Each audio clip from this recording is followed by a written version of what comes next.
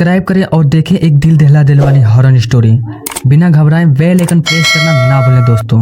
ये चैनल केवल मनोरंजन के लिए है, हम किसी भी अंधश्रद्धा को बढ़ावा नहीं देते।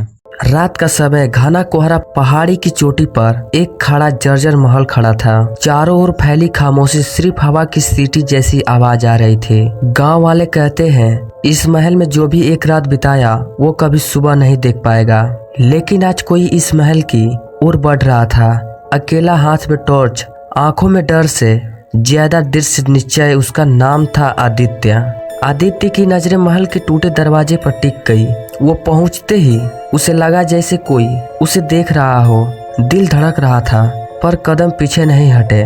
उसने धीरे धीरे फुसफुसाया, दीदी अगर तुम यहीं हो तो तुम्हें वापस ले जाऊंगा, चाहे कुछ भी करना पड़े। 3 साल पहले उसकी बड़ी बहन अनामिका अचानक लापता हो गई थी।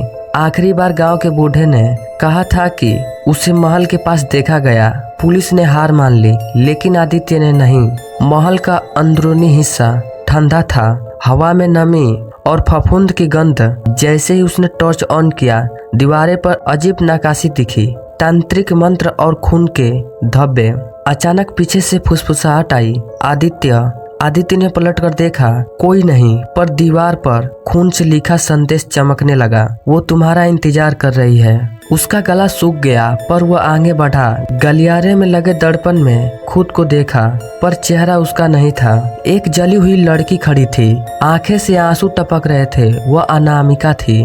अचानक दर्पण चटक गया। एक तेज हवा का झोंका आदित्य को महल के सबसे बड़े हॉल में ढकेल लाया। हाल में एक पुराना सिंहासन खड़ा था, जिस पर हड्डियों का मुकुट पड़ा था। जैसे ही आदित्य ने उसे छुआ, पूरा महल हिलने लगा। तभी एक भारी आवाज गूंजी, तुम श्रापित महल में आ गए हो। यहाँ कोई बिना सौदा किए बाहर नहीं जाता।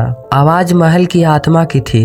उसने बताया, यह महल 100 साल पहले एक तांत्रिक का था। मरने से पहले उसने इसे श्राप दिया था, जो भी मेरी आखिरी वस्तु को छुएगा अपनी आत्मा यहीं छोड़ेगा। अनामिका ने भी उसे छुआ था, इसलिए वह यहाँ कैद है। आदित्य की आंखें में आंसू आ गए। तू इसे आजाद करने का कोई तरीका है? आवाज गूंजी, हाय, लेकिन कीमत तुम्हारी आत्मा है। आदित्य के सामने 2 रास्ते थे, बहन को छोड़कर खुद को बच जाना या खुद को मुर्दा करके उसे जीवन देना।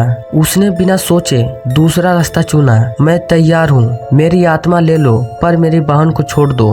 अचानक महल की दीवारें कांपी, जंजीर टूटी, एक उजाला फैला और अनामिका उससे सामने आ गई, जिंदा मगर रोती हुई। नहीं आदित्य, तुम ऐसा मत करो। पर बहुत देर हो चुकी थी। आदित्य का शरीर जमीन पर गिर पड़ा। उसकी आत्मा महल में विलीन हो गई। महल से बाहर आने के बाद अनामिका को हर पल महसूस होता था कि आदित्य अभी भी उसे पुकार रहा है। रात में सपने में आदित्य कहता है, अनामिका मैं यहाँ फंसा हूँ। महल सिर्फ एक श्राप नहीं, एक द्वार है। वह समझ जाती है कि उसकी मुक्ति अधूरी है। आदित्य एक नई श्राप का हिस्सा बन गया है। गांव का बूढ़ा पुजारी बताता है, महल सिर्फ आत्माओं को कैद नहीं करता, यह उनके धीरे धीरे मिटा भी देता है, ताकि तांत्रिक अपनी शक्ति बढ़ा सके। अगर आदित्य की आत्मा को जल्द नहीं निकाला गया तो वह हमेशा के लिए समाप्त हो जाएगा। अनामिका तय करती है वह वापस जाएगी, इस बार डर के लिए नहीं, मुक्त के लिए। महल में लौटते ही अनामिका देखती है आदित्य की परछाई अब दर्पण में नहीं बल्कि हवा में बिखर रही है। तांत्रिक की हंसी गूंजती है, तुम उसे छुड़ाना चाहती हो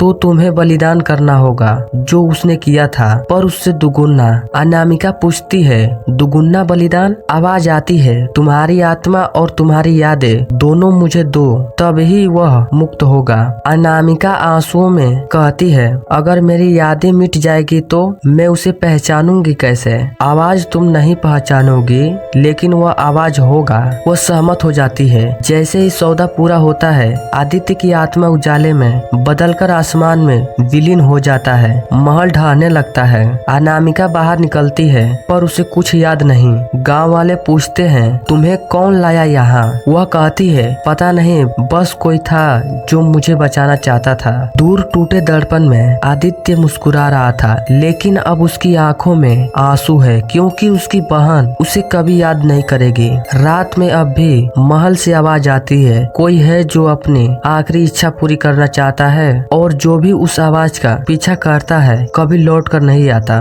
अगर आपको हमारी ये कहानी पसंद आई हो तो इसे लाइक और शेयर करना ना भूले साथियों। ऐसे ही कहानी की अपडेट पाने के लिए हमारे चैनल को जरूर सब्सक्राइब कीजिए।